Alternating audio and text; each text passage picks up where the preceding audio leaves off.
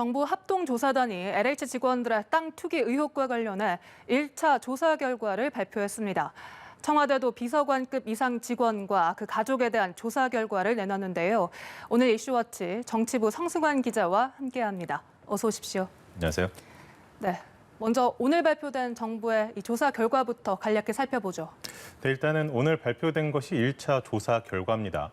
그러니까 국토부와 LH 임직원 14,319명의 거래 내역을 조사를 했는데요. 네. 전 직원 두 조직의 전 직원 숫자는 14,438명인데 이 중에 26명이 어제 이후에 동의서를 제출했다고 해요. 그래서 그 26명을 제외하고 조사를 했고 이 26명에 대해서는 끝까지 설득을 해서 현재는 모든 직원에 대해서 개인정보 동의를 받았다고 합니다. 이 26명도 신속히 다시 조사를 해서 결과가 나오는 대로 공개할 예정이라고 하고요. 그 결과 이제 14,000여 명 가운데 총 20명의 투기 의심 사례를 이제 확인을 했다고 합니다. 그러니까 이제 기존에서 이제 민변과 참여연대가 제기를 한 13명이 있는데 이들을 포함했으니까 이제 7명의 추가 사례가 발견이 된 거죠. 정세균 국무총리는 이 같은 상황을 이제 브리핑을 하면서 투기 의심 20명 전원이 LH 직원이다 이같이 설명을 했고요. 네. 그리고 토지 거래에 이제 광명 시흥지구에 좀 집중이 됐다. 광명 시흥지구에만 20명 중 15명이 있다고 해요. 그리고 다른 3기 신도시 지구에도 이제 투기 의심 사례들이 발견이 됐는데 고양시 창릉에 2명, 그리고 남양주 왕숙에 1명, 그리고 하남 교산에 1명, 그리고 과천에도 1명이 나왔다고 합니다. 그러니까 이제 1명이 8개 필지를 매입을 하는 경우도 있었고 또 LH 직원과도 지인이 공동으로 매입을 한 것을 확인을 하기도 했고요. 특히 이제 LH 직원 4명을 포함해서 22명이, 무려 22명이 시흥시 과림동의 1개 필지를 공동으로 매입한 사례도 발견이 됐다고 합니다. 토지 외에도 아파트 거래 내역도 확인을 했다고 해요. 그래서 거래 내역은 전부 이제 특별수사본부에 이첩을 할 그럴 방침이라고 합니다. 네, 1차 조사 결과 14,000여 명 중 20명. 이 정도면 개인의 일탈로 봐야 됩니까? 아니면 조직적 부패라고 봐야 됩니까? 일단은 제 기자 입장에서 단언해서 얘기하기는 좀 어려울 것 같고요. 네. 문 대통령이 이제 사건이 초기에 불거진 직후에 발본색원을 지시를 하면서 좀 이렇게 얘기를 했습니다. 개인의 일탈이냐, 또 아니면 뿌리 깊은 부패 구조에 기인을 한 것이냐, 이것을 규명을 해라라고 얘기를 했는데 아직도 정부나 그리고 청와대 관계자들하고 제가 좀 통화를 해봤는데 아직 그 정부도 그렇고 청와대 역시도 어느 쪽으로 결론을 내리지는 않은 것 같습니다. 네. 그러니까 그 14,000명이라는 규모 중에서 20명이라고 하면은 규모가 그렇게 크지는 않잖아요. 그렇죠. 그렇다고 숫자로 판단할 사안은 아니라는 거죠. 그러니까 어떻게 설명을 드리면 좋을까요? 그러니까 조사는 사실은 그 표면적으로 좀 숫자를 확인한 것일 뿐이고 사실상 이 문제의 근본은 네. 생선 가게를 맡은 고양이들을 적발을 해낸 셈인 거거든요. 그러니까 이제 내부의 그 비공개 정보를 이용해서 이제 이렇게 불법적으로 투기를 해서 부당한 이득을 이득을 취득을 했는지 이 부분에 대해서를 좀 따져봐야 될 것으로 보이고 그렇다면 이제 결국에는 수사 단계로 이첩이 돼야 수사 단계에서 좀 확인이 될 문제라고 생각이 됩니다.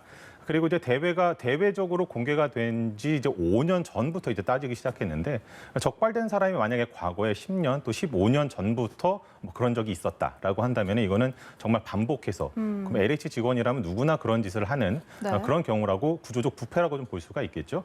정 총리 같은 경우도 향후 조사가 1기 또는 2기 신도시로 확대될 계획이 있느냐 이것을 기자들이 물어봤더니 일단 3기 신도시의 중심으로 해서 조사를 하고 있지만 성역 없이 문제가 있는 부분은 다 확인해서 발본색원하겠다 해서 가등성을 달아두지는 않았습니다. 정부는 이제 강경 대응 기조에 좀 뿌리를 두고 있어요. 이 같은 것도 마찬가지 좀 이유라고 생각이 되는데 정 총리가 이제 모든 의심을 이잡듯이 샅샅이 뒤지겠다 이렇게 얘기를 했고요. 또 특히나 좀 강하게 얘기한 것이 부동산 범죄와 전쟁을 선포한다 이렇게 얘기를 했습니다. 현재 이제 법과 제도를 총동원해서 투기 이익을 빠짐없이 환수를 하겠다. 그러니까 공직자가 감히 투기라는 단어조차 생각할 수 없는 강력한 통제 방안을 강구를 하겠다라고 얘기를 했거든요. 그러니까 공직자들이 이런 국민들의 배신감을 불러일으키는 이런 짓을 했다라는 것에 굉장히 큰 문제의식을 느끼고 있습니다만 이것이 나중에 결과적으로 개인의 일탈일지 아니면 그런 구조적인 부패일지는 나중에 가봐야 알 수 있지만 어쨌든 구조적인 부패에 준하는 방식으로 정부가 대응을 하고 있다라고 좀 설명을 드릴 수가 있을 것 같아요. 그 일례로 이제 정 총리가 이렇게 얘기를 했습니다. 투기 공직자는 곧바로 퇴출하겠다라고 얘기를 했고 특히나 LH를 집으면서 국민의 신뢰가 바닥에 떨어졌다라고 얘기를 얘기를 했습니다. 그러면서 홍남기 부총리를 중심으로 해서 LH가 환골 탈퇴할 수 있는 그런 혁신안을 마련을 하겠다. 이같이도 얘기를 했습니다. 네. 또 오늘 정 총리의 발언 중 눈길을 끌었던 부분이 이 변창흠 국토부 장관도 책임에서 자유로울 수 없다. 이 발언을 했습니다. 어떻게 해석할 수가 있을까요?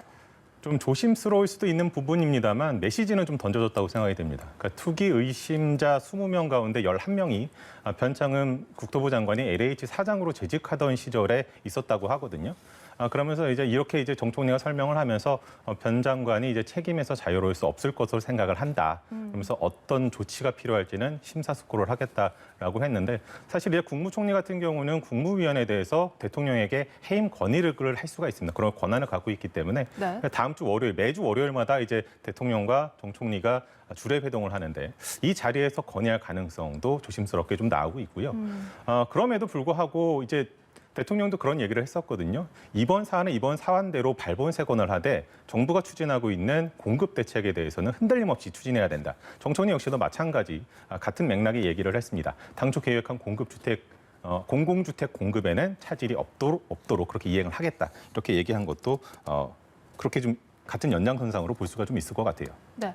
그리고 청와대도 이 비서관급 이상에 대해서 조사 결과를 발표했죠. 그렇습니다. 사실 국토부와 LH에 대해서 정부가 조사에 들어가고 곧바로 청와대 역시도 자체 직원들에 대해서도 전수조사를 하겠다고 발표를 했거든요. 이게 대통령 지시사항이었습니다. 그래서 그 청와대에서 비서관급 이상의 직원 그리고 직원의 배우자 그리고 직계가족들에 대해서 조사를 했는데 네. 단 한 명의 사례도 나오지 않았다라고 이야기를 했고요. 그리고 그 대상이 368명이었는데 투기 여부도 조사하고 여기에는 대통령과 또 가족도 포함을 해서 진행을 했다고 합니다.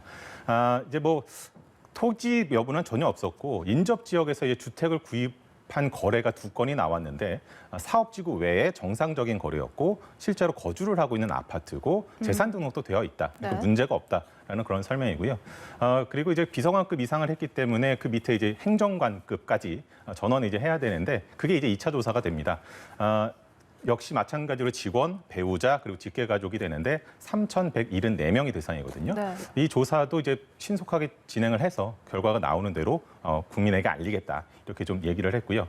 사실 지금 정부도 마찬가지입니다만 정부는 약간 수사와 조사가 같이 가고 있다라고 얘기를 한다면 청와대 역시는 자체 조사고 왜냐하면 정부 조사 대상은 아니잖아요. 청와대가 그렇죠. 조사를 했고 여기 안 나왔기 때문에 만약에 나온다면 수사로 이첩을 하지만 지금 나오지 않은 상태이기 때문에 어찌 보면 차명 거래라든지 익명 거래의 가능성에 대해서는 밝혀내기가 청와대 입장에서 쉽지는 않거든요. 왜냐하면 강제권이 없기 때문에 네.